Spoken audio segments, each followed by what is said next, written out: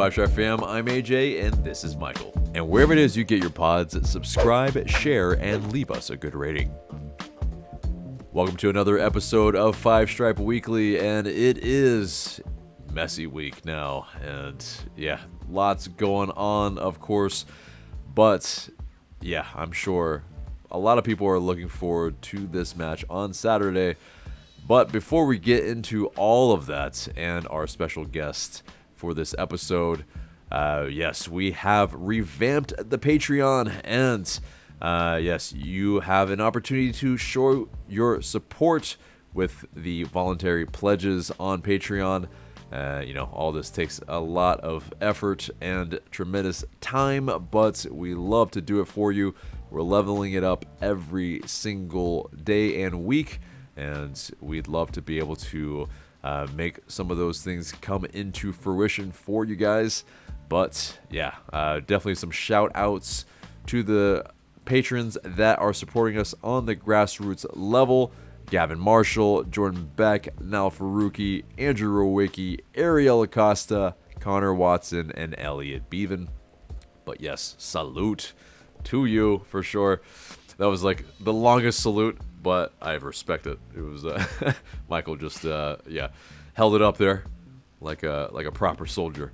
But yeah, and as well, we have a fun thing going on this weekend. Take it away, Michael. Yeah, so this Saturday, obviously everyone knows it's the big game against Miami.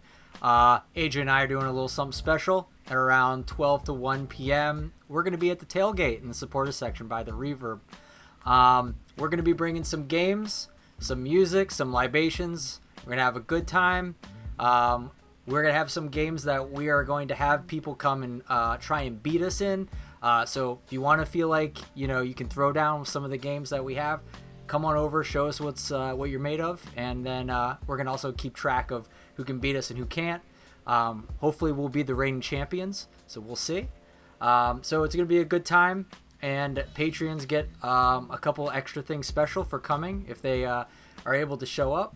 And also, don't forget, at Molly B's at halftime, we'll be meeting with a bunch of people as well, so keep an eye out for that. It's going to be a hell of a game. I'm really excited. A lot of people are excited. I know people are flying for this game that are Atlanta fans. The diaspora are coming home for this, so it's going to be exciting and kind of historic in a way. The best player in the world doesn't come to your stadium all the time, and this is the first time, so you kind of want to be there for it.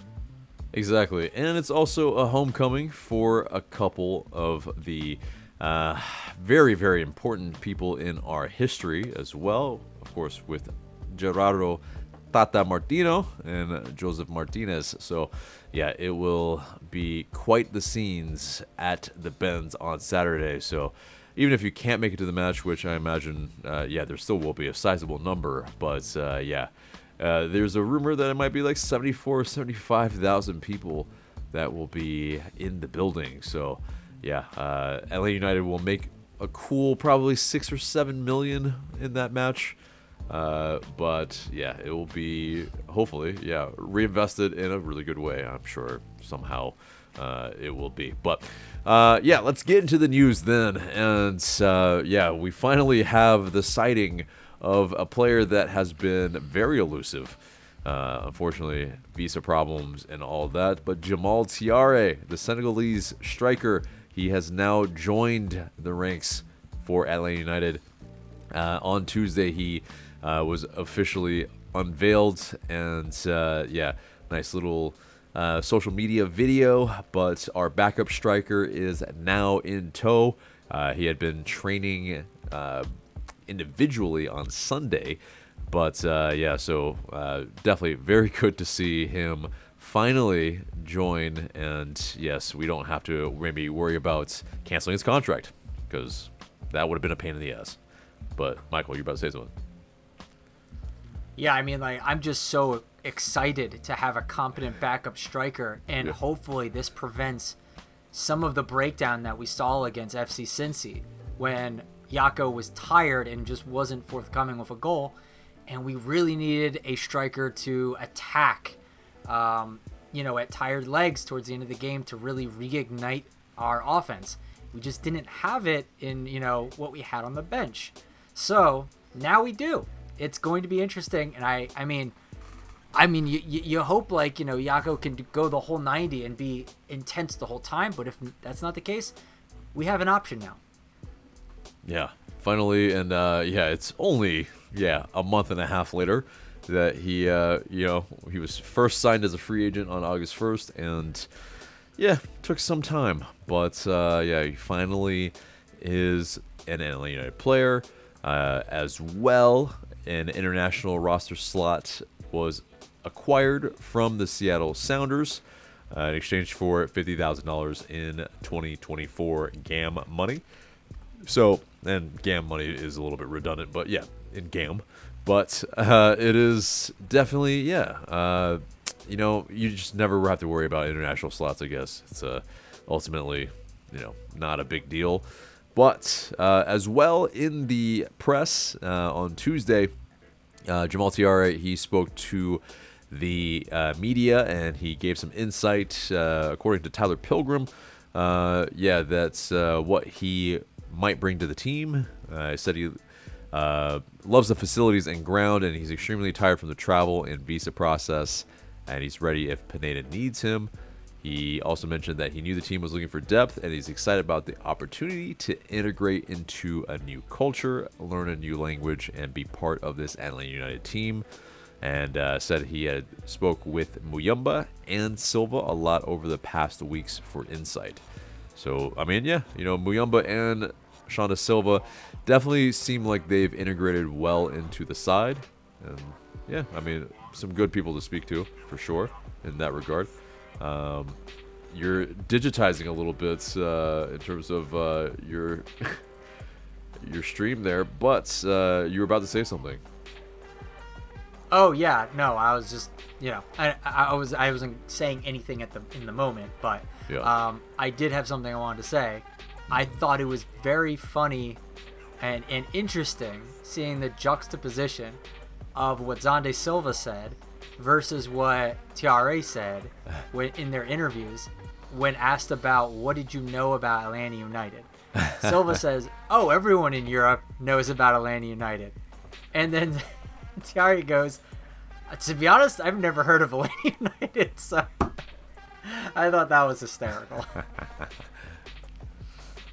Yeah, and I think you have one person placating to the crowd a little bit, and then you have one person probably being a little bit more honest in his expression there. But I think it's a good thing either way.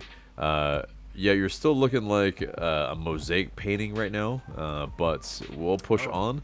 It's kind of artsy. It's if you're listening to this on the stream, or not on the stream, on the podcast. You should hop over to YouTube right now because now it's fixed. Of course, commentators curse, but either way, anyway, it was crazy looking, truly crazy looking, like a Jackson Pollock painting or something. But anyway, so moving on from that, Doug Robertson, he mentioned that Atl Utd will honor Josef Martinez during the pregame warm-ups Saturday, and it won't be a big event. And that it will likely be saved for when he retires. And that's if he starts. If he starts, he might get a little bit of a big cheer as well if he comes on later in the match. If he doesn't start, maybe it's a bit of that too. I think what will ultimately be interesting as well is if Lionel Messi starts, but we'll get to that later. But yes, speaking of Josef Martinez, man. Like, this is just feels 100%. Josef Martinez and Miguel Almiron, they played against each other for their respective international clubs. Of course, Venezuela and Paraguay. And, they swapped shirts after the match. Josef Martinez posted it on his IG story. And, a little part of me died when I watched that or saw that. But, what were you feeling when you saw that photo? Which I'm sure it's making the rounds now. So I felt, I guess, like similarly. I mean, I was impressed by a lot of different accounts were posting the picture, not just us, and everywhere there was a tremendous outpouring of support with likes, hearts, retweets, follow, whatever, you want to call them, all over the place. Just like thousands and thousands of interactions. Like, that is a duo that meant so much to this team and to this city. And you can see it with even like them doing these ancillary things and having them tangentially come into the frame for Atlanta United fans, and just getting just a torrid deluge of love. It's crazy. And so, yeah, I mean, just like everyone else, I was kind of like, just the good old halcyon days, remembering back. So, yeah. Exactly. Nostalgia is undefeated. And, this is as nostalgic as it gets, because it's possibly the best duo in our history thus far. Hopefully, we have some other ones that Chicken and rice is a pretty good duo. I know, it's a pretty pulled off the Kermit as well with the sip after the joke. Love it.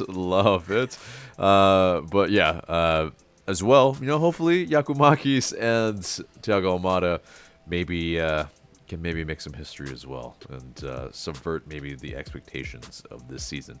So, but yeah, either way, both of them probably. It's tough. It's tough to get to that level of Josef Martinez and Miguel Almiron, but we shall see.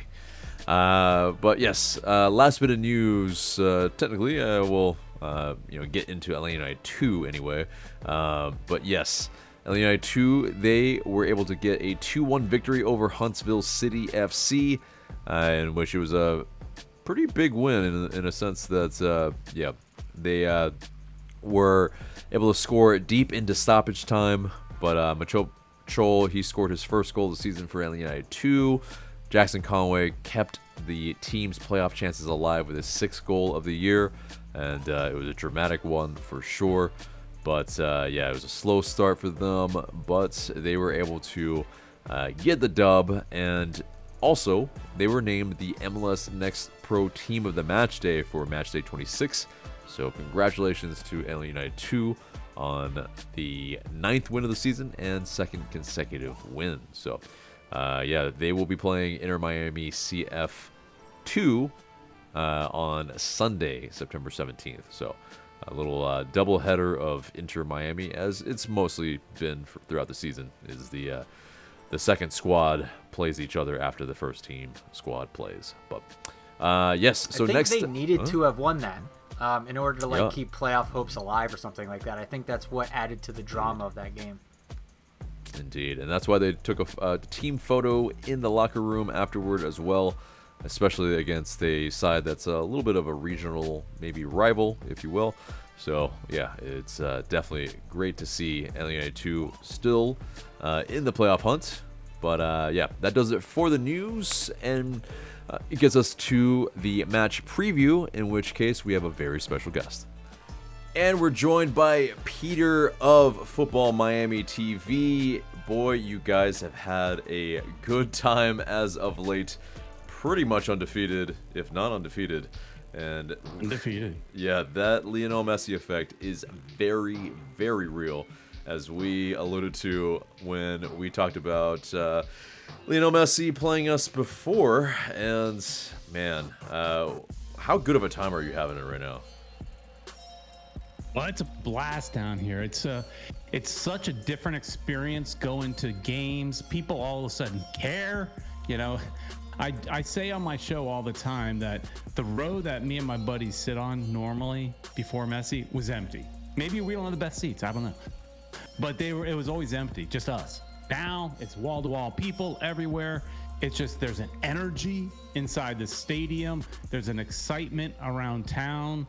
You see kids walking around with Messi jerseys, albeit they're counterfeit. But it's just, there is a mania down here that did not exist. So yeah, it's a super exciting time right now. Yeah, I mean, I can't lie. I'm a bit envious. I'm sure the rest of the league is a bit envious. The greatest player of all time joining your club has changed the fortunes completely. And if I am incorrect, please correct me. But you guys are, like 6 points away from a playoff spot. And yeah, it is pretty pretty good in terms of the prospects that you guys can maybe make this happen. Because with Lionel Messi, you are never out of a game, whether he comes on in the second half or starts. Obviously, when he starts, it could be embarrassment for the other club. Yeah. But yeah, in terms of, kind of how you're feeling about, these games now. Like, what was it before, and then now, like, with the feeling that, Messi just pretty much can run your entire game for you. Yeah, well, before, you go into every game thinking, you'd ask me what the predictions are, and I'd say, well, is it a realistic prediction or what I really want it to be? Because realistically, we're probably going to lose, right? That's what it was. Last place for a reason. But being in last place, there was a reason for it because they were building something, and they were, stashing money in every pocket they could find, GAM and TAM and everything you can imagine, and just socking it away for these three big players. But not only those three big players in Jordi Alba, Busquets, and Messi, but also the U22 initiative players that they brought in as well with Avalas, Gomez, and Farias. So an overhaul in this team. They were just stocking away their money. So it was they were bad for a reason. But now it's like you can't count this team out ever, even if it's looking bad. Even if it's kind of like the last game where team scores first and you're like, oh geez. In the past it would have been like, well, it's pretty much over. Now it's, hey, even though we don't have Messi on the field and the Kansas City game, there's still that Messi effect even when he's not on the field, not even in the stadium, not even in the country. Right? He's raised the level of expectation in players and so forth. And not just him. I mean, look, you guys are very familiar with Tata.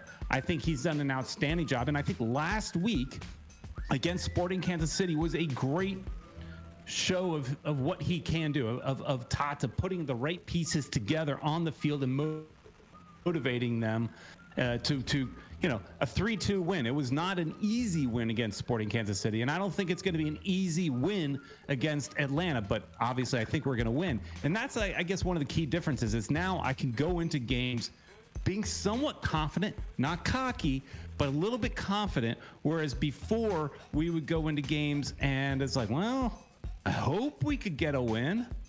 Yeah, it's no, I hear you about the you're very confident that you're going to get a win because it is. I mean, when you have Messi and yeah, exactly, he's going to find a way, whether it's through a free kick, whether it's through combination play, where he just links up everybody and makes everybody just that little bit better. I would be remiss if I didn't mention another Atlanta United former player in Josef Martinez, who looks a bit revitalized. Maybe not to kind of pre-COVID kind of form, but yeah, how are you feeling about Josef Martinez, who's gonna have a homecoming for the first time at Atlanta? Yeah. Look, I kind of waved my hand at him. I don't dislike Josef, but I think he plays well with Messi. He draws attention, which opens lanes up for Messi. He also plays well with Messi in the small game, kind of like give and goes. Basically, just he gets the ball and he gives it back to Messi. And at the end of the day, that's what Messi wants. Give it back to me. He does well in those scenarios, and I think he really did well in the first few games with Messi. But the last few games, I think he's been pretty much, he disappeared. And I'd rather see Campana up in there, and we saw Campana getting the starting lineup again against the Kansas City game because Martinez was on national team duty. Tata seems to favor Martinez, and I don't know if it's because he's hoping to get the Atlanta United Martinez. We haven't seen that guy. Yeah, he's a little bit revitalized. I love his attitude. That's the thing, is I'm never rooting against him because he seems to be such a good guy. I like him. But he's not he's not really scoring other than off some penalties and an occasional run of play goal, but not a whole lot. I got a feeling he's going to probably start because Tata tends to start Martinez, and like you said, it's a homecoming, so it makes sense. But I think Campana adds more depth to this team. He plays defense. He moves all over. He adds an aerial threat that Martinez does not. So it'll be exciting. I think you'll see Martinez starting as long as he's, not too tired from his international duty. But I'm curious of how the Atlanta fans react to him in their stadium wearing pink. Does he get booed? Yeah, it's going to be very interesting. I doubt he's going to get booed, but there might be a small contingent that is a little bit salty for his celebration against us in Miami or in Fort Lauderdale. But yeah, I think ultimately, he's an Atlanta United legend, and yeah, the reception's going to be warm. And he has respect for Atlanta. I've seen him interviewed. He has a great respect for Atlanta. So I don't think he would go overboard in celebrating if he scores in Atlanta, but he might celebrate a little. Yeah, in which I think those are probably directed towards Carlos Bocanegra and maybe Gonzalo Pineda in terms of any of the angst, because yeah, his relationship with the fans is top tier. Right. He very much knows that the city of Atlanta propped him up, and he funnily enough called this his Barcelona, his Real Madrid, and ends up playing with Lionel Messi. This timeline, at least for Barcelona. Yeah, this is Barcelona, and this timeline for me absolutely down here sucks. it's Barcelona. We got the Barcelona players. You did, and it's it's a surreal thing still for me to see Josef Martinez with Lionel Messi, because let's be real, Josef Martinez is probably our best player in our history, at least in terms of longevity. And so, seeing him, it's basically seeing your ex with, probably a supermodel. And it's like, man, that Right. sucks. And you guys are still paying for the majority of his salary. Yeah. That's the real kicker. The interesting thing to me is Tata keeps playing Martinez, and I keep saying, why play him? I mean, obviously you're trying to win now, and if you feel like he's your best option, I get it. Yeah. But I don't see him back here next year. He's making $4 million, which you guys are paying for the majority of that. I don't know how much we are versus Atlanta, but we're getting him on a massive discount down here. And he has not done enough to deliver a $4 million paycheck down here in Fort Lauderdale or Miami, wherever.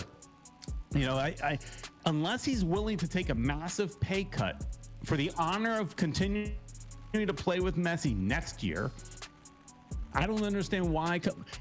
I think you play the guy that's going to be with the team long term. I'm curious where Martinez is next year, because he's too expensive for us, and we're not going to use a designated player slot on him, because assuming that next year that there may be some rule changes and there's a fourth DP, they're not going to use it on him. They're going to use it on Suarez or Griezmann or any of the other internationals that are rumored to come to South Florida.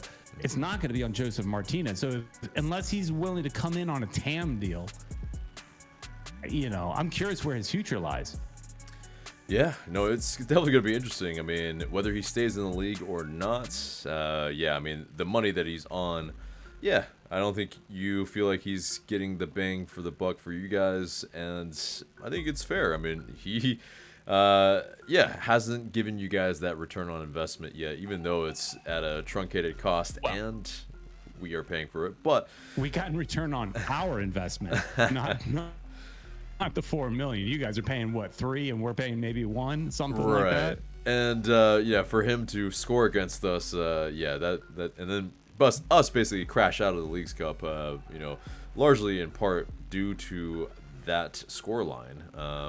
It's tough. It's tough to swallow for sure. But Let's get to this match though.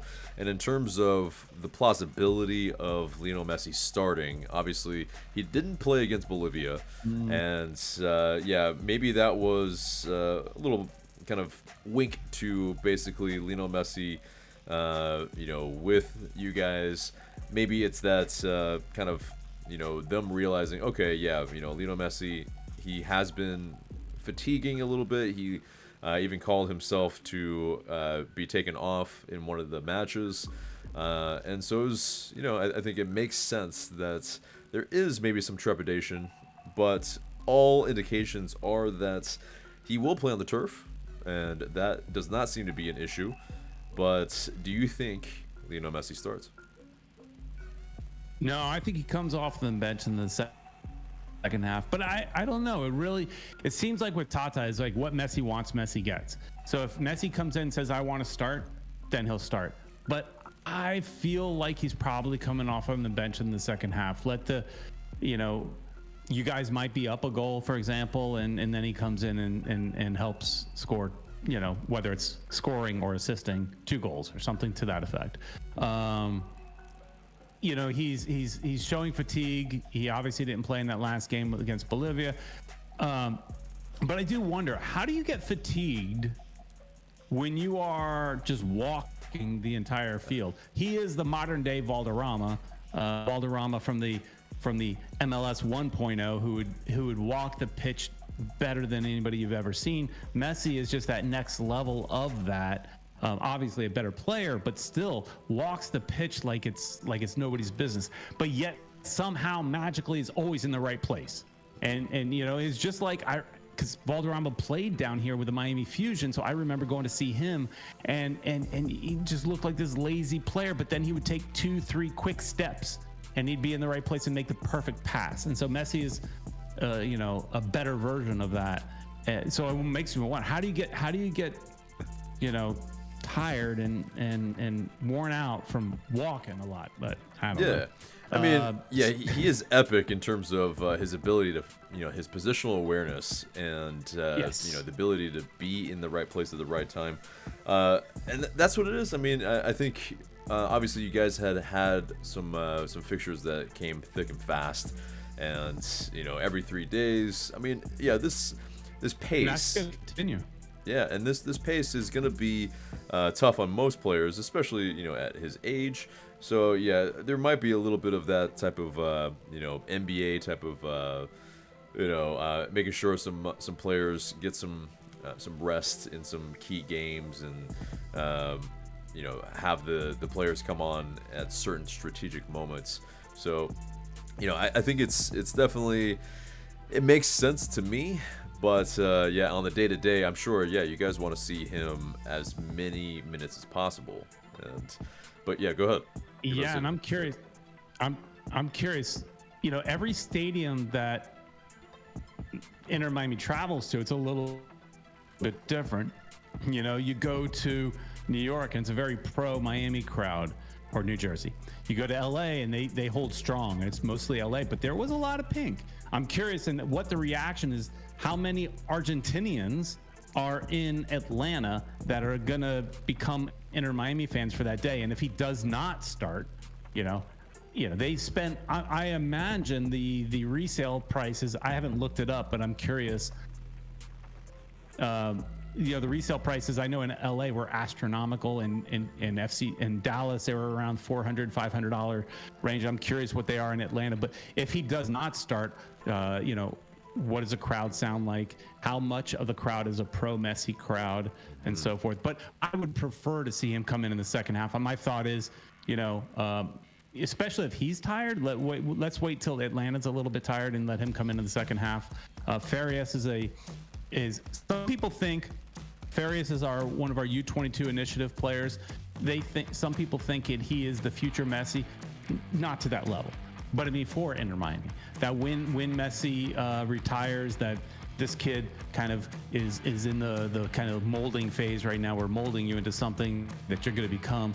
And he shows some promise of being an attacking midfielder. Let him start the game, and then let Messi come in on the second half and just hopefully some he'll get fouled and he does a couple magnificent free kicks or something. He makes everybody better around him. Yeah, definitely. And hopefully not. What you're prognosticating sounds like a nightmare to a degree, but in terms of answering your question, I mean, we played you guys before, right? Yeah, but that was an idea. Yeah, that was at you guys' house. I think it's a little bit different at our place, but obviously, it's still as tough of an assignment as it gets, and it will be interesting how crowd. How big of a? What do you think? What do you think? How big of a pro Miami crowd do you think will be? I mean, Atlanta's got an amazing support. So how many pink shirts do you think will be in that stadium, like percentage wise? Yeah, I mean, I think there will be a sizable percentage.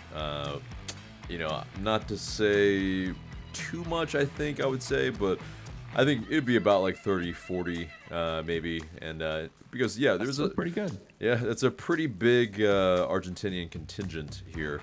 There you go. There is that aspect. I mean, you don't even have to be Argentinian. I think there's just if you're a fan of football in the past, decade, I think there is to an effect. You're gonna be at least maybe wearing half and half, or at least a Messi kit underneath the Atlanta United kit. And so it is going to be... rip it off. Exactly. Depending on who wins. Exactly. Yeah. Like whomever scores or wins.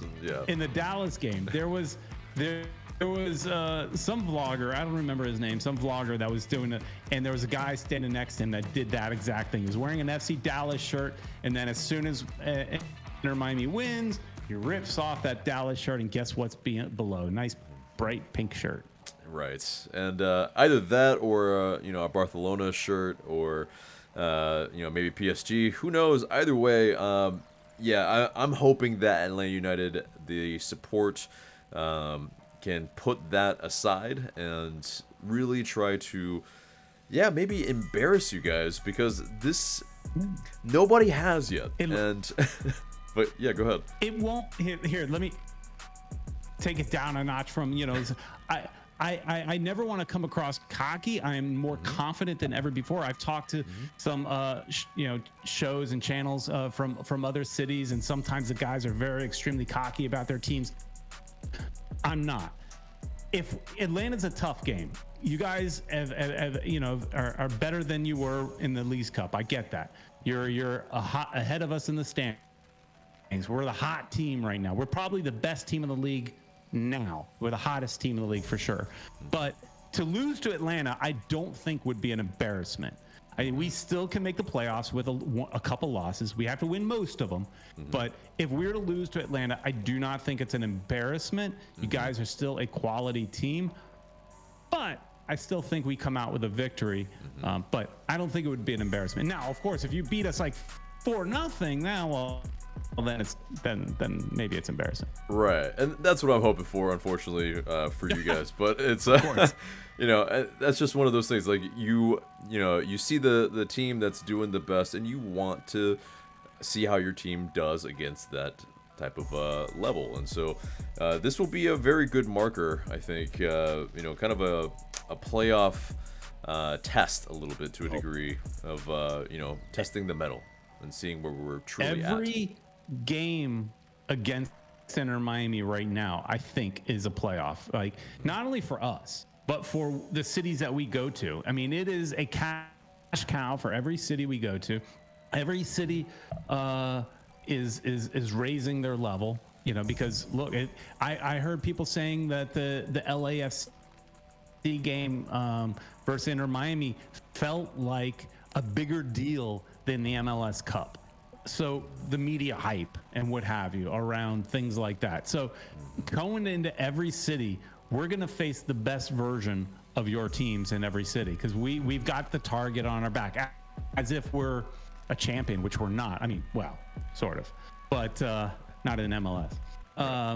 We still got to claw our way up. But we're going to face everybody wants to take down the hotshot team, and also so many clubs, so many cities around MLS are hating on Miami for obvious reasons. One, where we were caught cheating, and now people think like we broke the rules for bringing in Messi, Busquets, and Jordi Alba. You know, how do you do all that and then still bring in some hot young talent? Obviously, I've always said this. We got caught cheating the first, year. That's because we didn't let MLS know what we were doing. As long as you clue MLS in and they're in on the cheat, it's okay. The fix can be in. They're going to bend whatever rules they need to do to make Messi happen. And I know some cities around the league feel like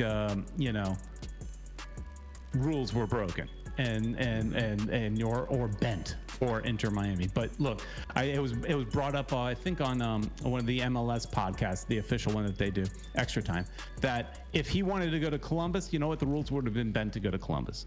Wherever Messi wanted to go, the rules were going to be bent, and they may be bent even more next year with more flexible rules, which just benefits a whole league. But what I think Inter Miami is shown the rest of the league is maybe not is how to work within the rules, if we did, or at least have MLS bend them for you, what have you. But I don't know, long way around to say the target's on our back every game. We're going to get the best version of every team in every city. Right. In which case, I feel like in the Leagues Cup, you guys didn't get our best version. We had probably too many players that were a little starstruck, and very much just let you guys waltz right in. And I think you don't think that's going to happen again. And I think it's going to be a little bit different because I think the new players are not as starstruck. They're not as Argentinian as Santiago Sosa was, who really pretty much just he didn't even want to foul Lionel Messi. Like, in that match, we didn't foul him once. So I think he's going to feel it a lot more this time, and hopefully a lot more discreetly. I don't know. You don't have to be Argentinian to be starstruck. I mean, I'm sure you saw the pictures of Dax McCarty holding up the shirt after we played Nashville. He got the Messi jersey, and he got raked over the coals a little bit because he said, "Hey, it wasn't a total loss," and he's holding up the shirt of Messi. So you don't have to be Argentinian to be starstruck. It's true, but I think when you're clearly a kid in Argentina that's obviously had his poster and didn't even pretty much touch him in the match, I think it's one of those things it's very much Santiago Sosa won't probably see a minute on this pitch when Lionel Messi is on the pitch, because I think that was pretty egregious. But it is also this. It's the refs as well. What's your feeling? Like, are you guys getting a little bit of the benefit of the call? No. Okay. No. Definitive. And I thought we would. I don't think so. And, I guess it all depends on how you're watching the game, right? Because I'm clearly a homer, and you're a homer probably for Atlanta. Yeah. But I don't think we're getting the Jordan rule. That anybody that breathes on Messi is getting a foul or a card or what have you. I don't think we're getting that. Some players have definitely challenged him and tackled him and gotten in his face. Philadelphia got in his face quite a bit and got away with a lot of it. So I don't think we're getting any kind of Jordan rule with Messi.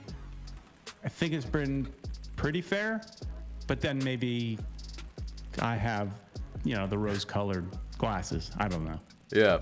Well, I mean, I might not fully agree, but I won't fight you there. But but it is. I mean, well, we'll see. We'll see how it goes against Atlanta, right? Yeah, for sure. I mean, it's usually refs that are a little, maybe I would say, they don't have control of the game.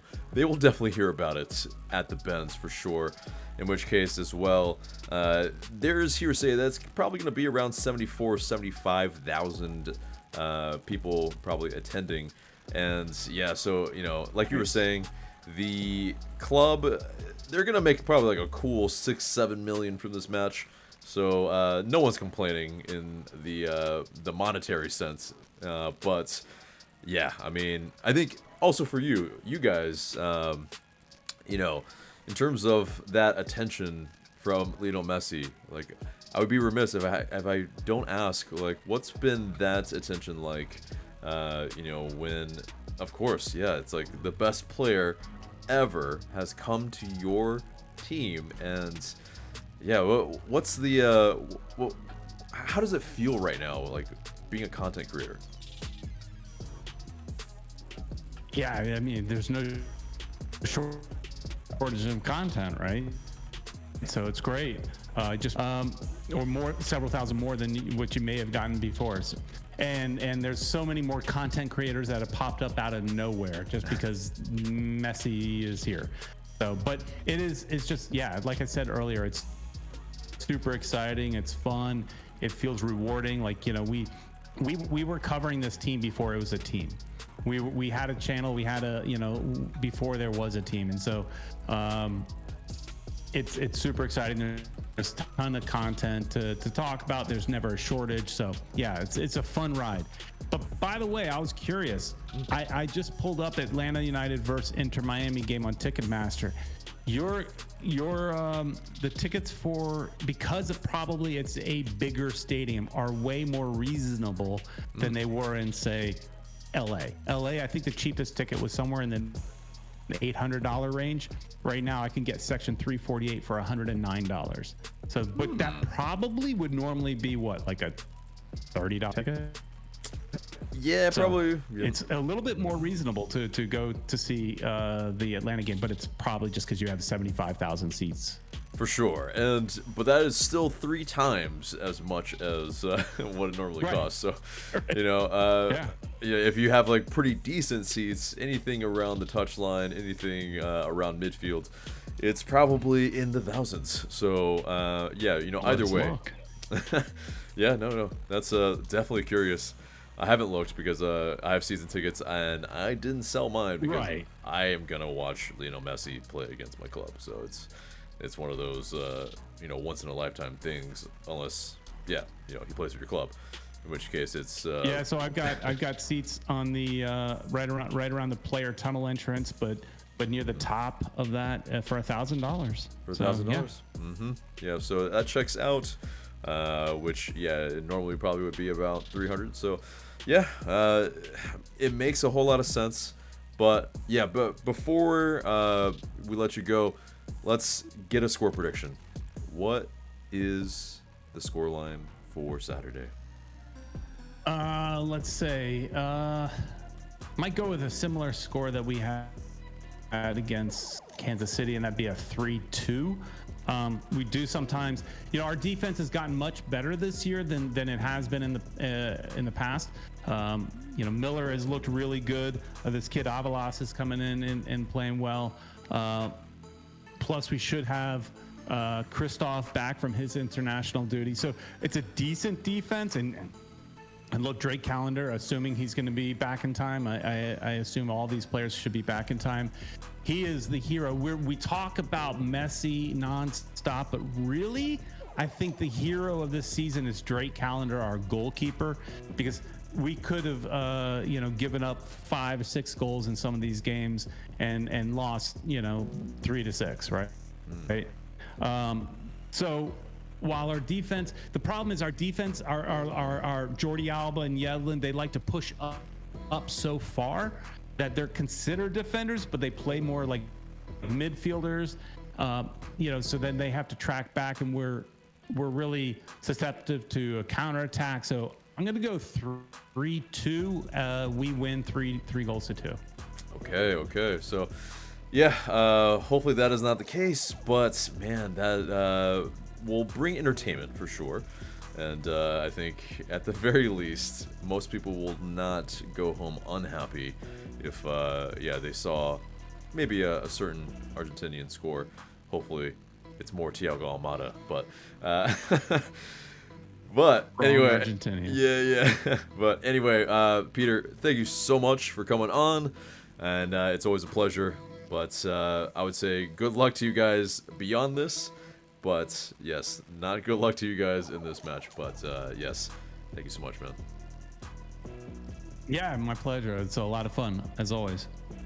All right, so that was Pieter Brown of Futbol Miami TV.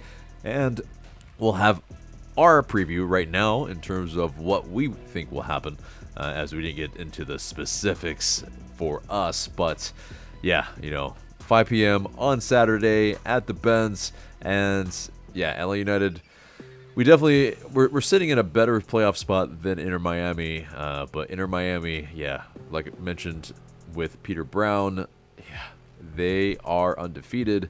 And in terms of the Messi era anyway, and yeah, they are barreling their way towards a possible playoff spot in which they don't necessarily have to win every single match.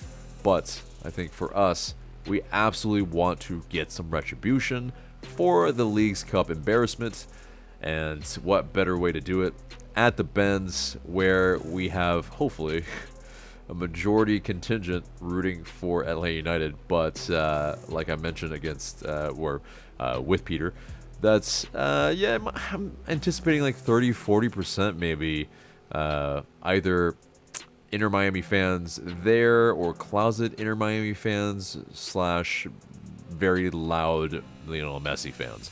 So maybe some people that are wearing their Messi shirts underneath an LA United kit. But either way, I imagine it might not be like Cruz Azul levels or Club America type of 50-50, but a pretty strong contingent, I anticipate. What do you anticipate? Yeah, I mean, it's always rough being a team so new. 2017 is when we came onto the block. Everyone had already had their personal soccer teams that they've grown up with, that they've watched for years, their favorite players, way before Atlanta United ever came onto the scene. So you're always going to have that competing in some way when they come to town against Atlanta United in terms of fans. So, you see that with the Mexican teams that come. You can see it with some of the big teams from Europe that come over here. A lot of people take off their Atlanta United jersey and then they have the other jersey underneath because, that was their team before Atlanta United ever appeared. So it's hard. And then Messi is just a big, he's like most people's favorite player. So, it's not unreasonable for people to like Messi. And then he happens to just wind up in a regional rival out of nowhere. So, it's hard for me to fault people to be like, yeah, that guy that has, revolutionized football, has been the GOAT and has been, your guy on your team in Spain and the Champions League for so many years that you've watched, and then you became a Atlanta United fan, and then he shows up. I get the split. I get the cognitive dissonance. I understand it. So I can't fault these people. The Miami fans, particularly, I mean, there's not a lot of them, and they're not going to be loud and crazy around, but they're going to be Messi fans. I would have wagered there's probably going to be more Argentina jerseys than there would be Miami jerseys. So that's what I would say about. It's always tough when you have a team that's new like Atlanta United when it comes to that stuff. For sure. And so, it's going to be very, very interesting what the atmosphere is going to be like, especially if he scores. It might be a little bit more, more than 50-50 of people that are actually cheering. And, usually it's very ho-hum and there's not really a lot of fanfare for when the opposite team scores. There's no fireworks. There's no...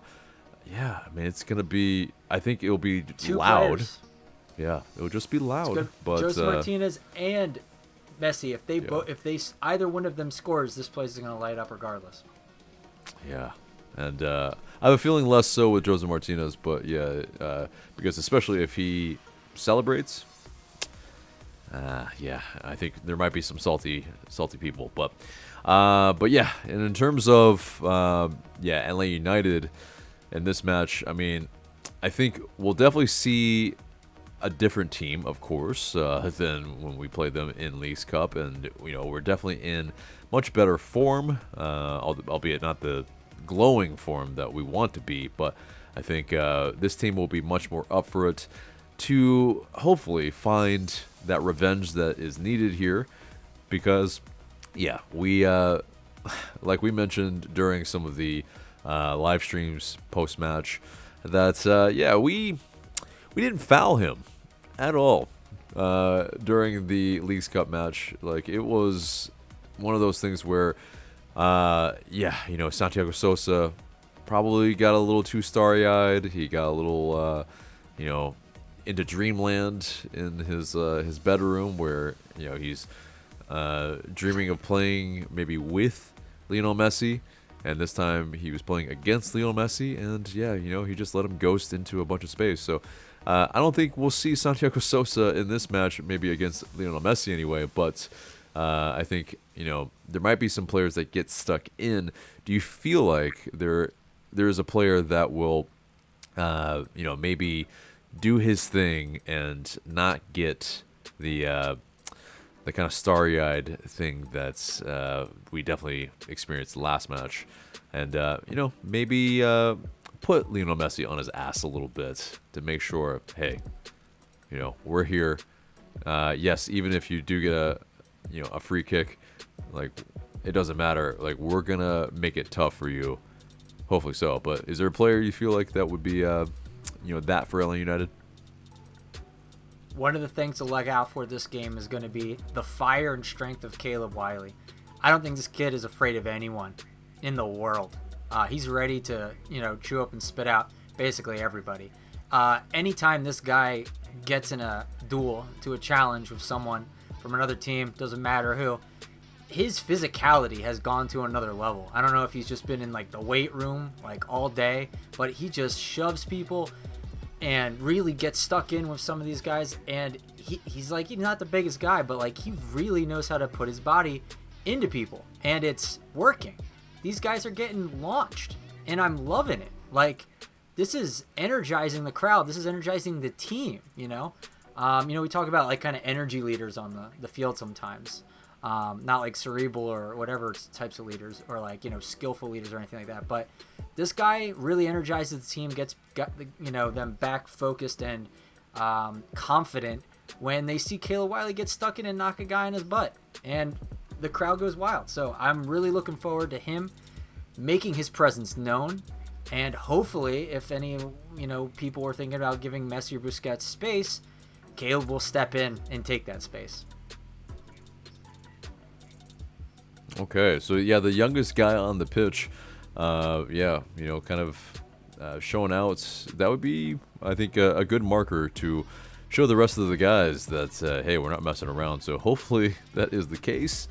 That transitions nicely into what we think the predicted starting 11 will look like. So let's get through the lines together then. Braguzan, obviously, between the sticks, but who's your back line? It's Caleb Wiley on the left. Obviously, we need him because he's central to my idea that someone needs to get knocked on their butt, and Caleb's the guy to do it if the other guys aren't going to do it. Then I have Abram, I have Robinson, and I have Lennon. Yeah. Which, is the back four that we've been going with. Probably the most dynamic, and allows us to play as quickly as we need to. Because some people have been questioning, why is Juanjo Purata not playing?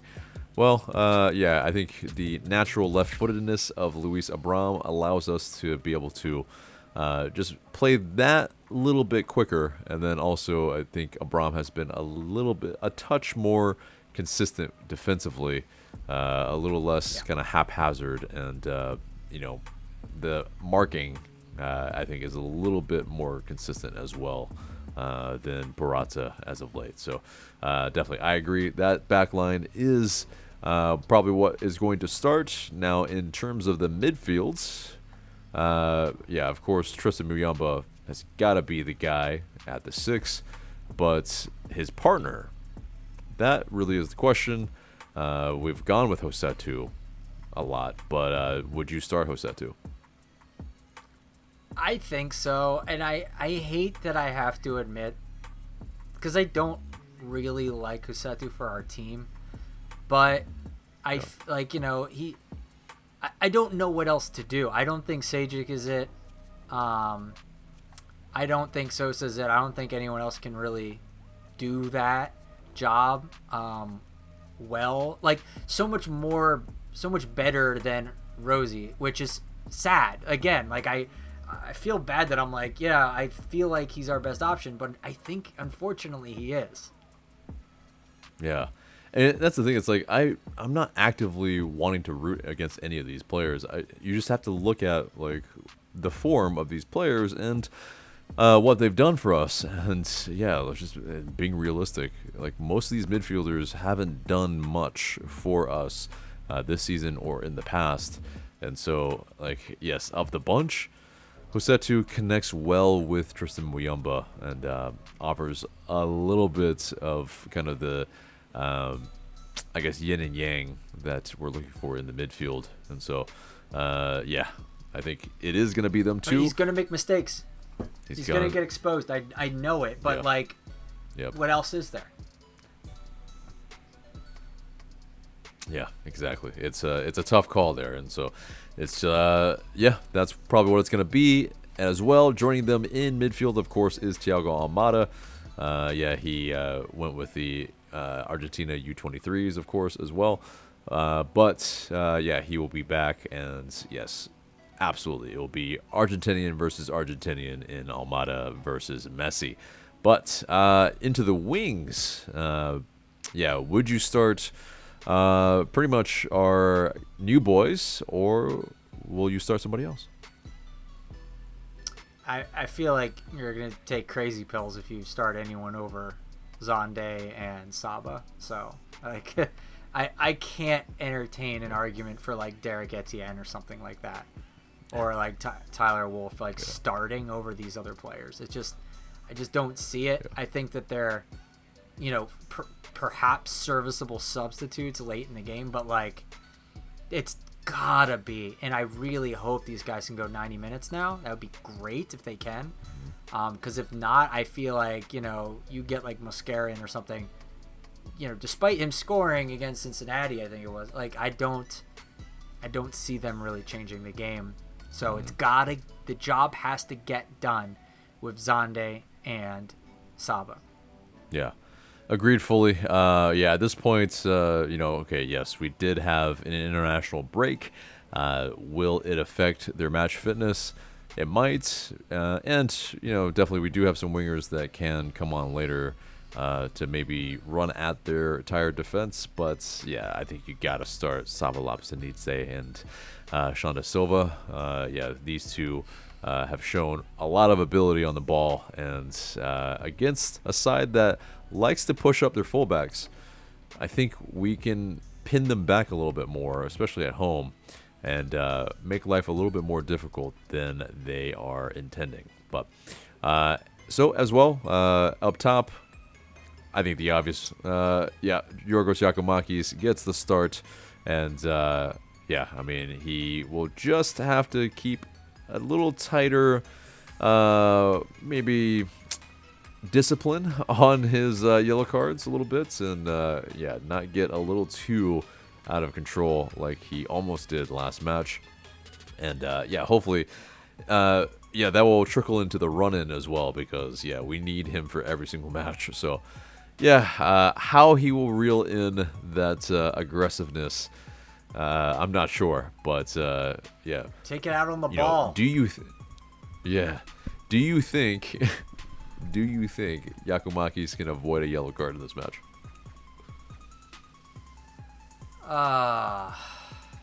Like, can he? Yes. Will he? I don't know.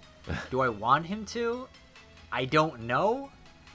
Like, if the yellow card he gets is game changing for us, then maybe it's worth it. But I don't. I'd prefer it not. I'd prefer we win without him getting a yellow card. Yeah. So of course. Yeah, and so maybe if it's not Wiley that gets really stuck in, and I think it's Giacomakis who leads from the front a lot. That maybe he's the guy that puts Lionel Messi on his ass a little bit. Preferably a little bit more. I don't midfield, think actually. But, I'm thinking about it a little bit more now. I don't think he's going to have as many opportunities to get a yellow this game as perhaps some of the earlier games, because what we see is Jaco having to do a lot more defensive work and tracking back more because he had to. with so many, like gaps in our lines and stuff. He had to do a lot of tracking back and then get into some awkward confrontations in the midfield, which resulted in clumsy yellow cards.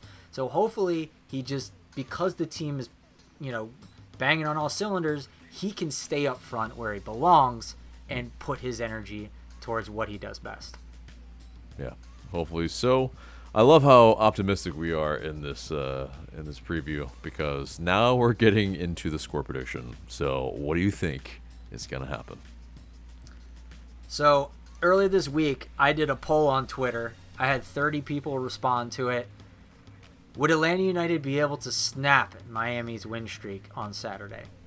Not win streak, undefeated streak, more accurately.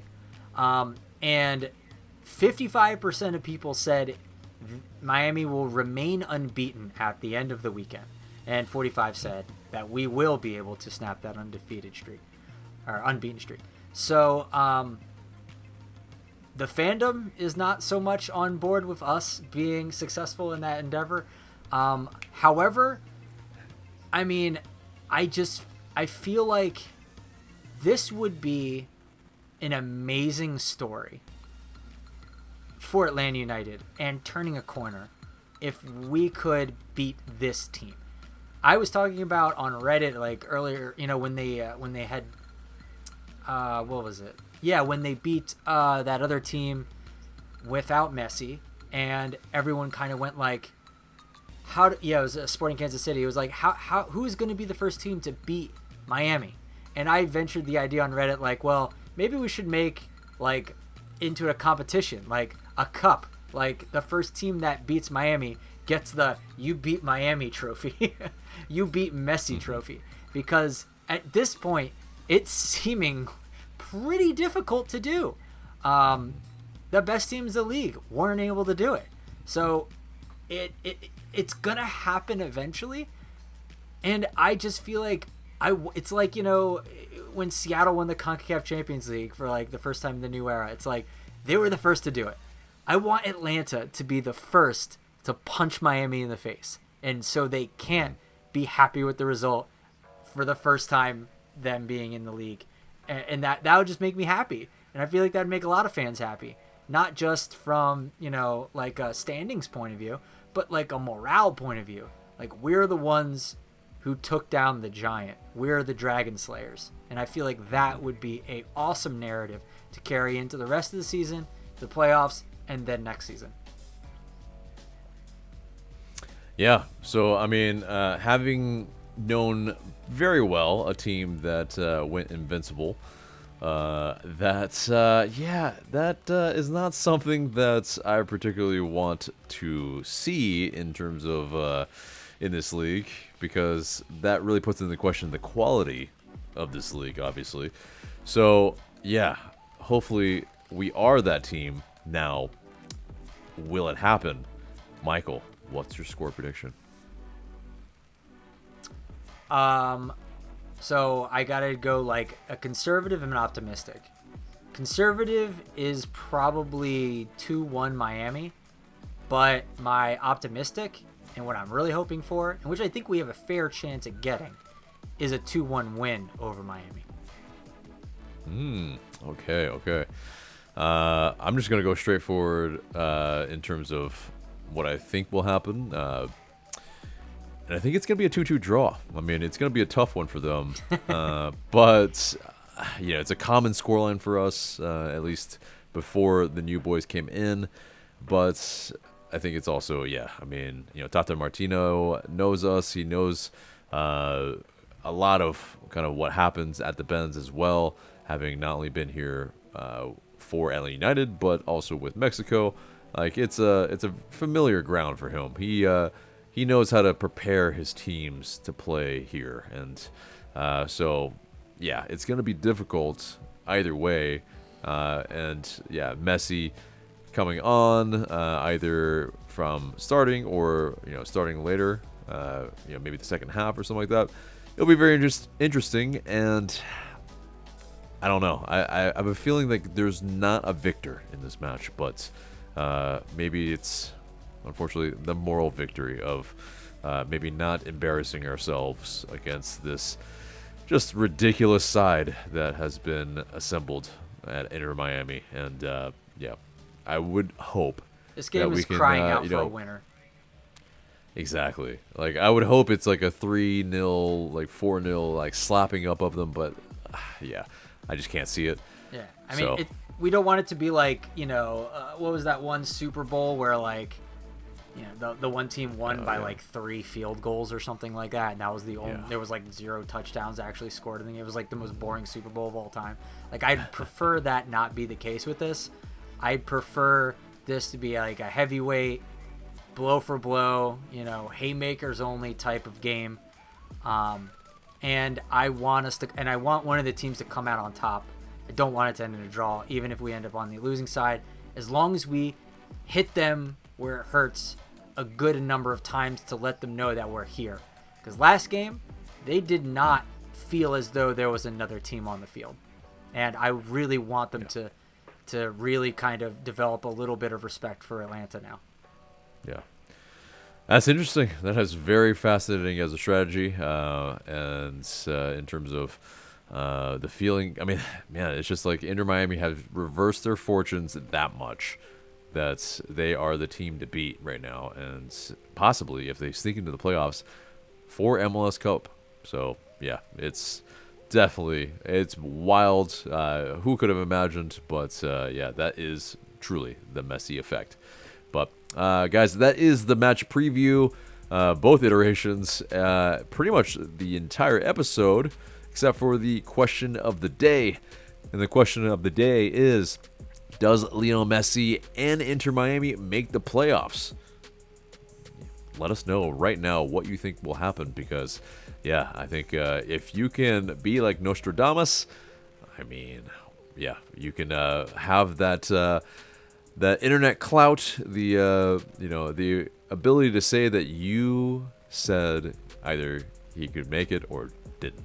But yeah, we're looking forward to what you have to say. Exactly.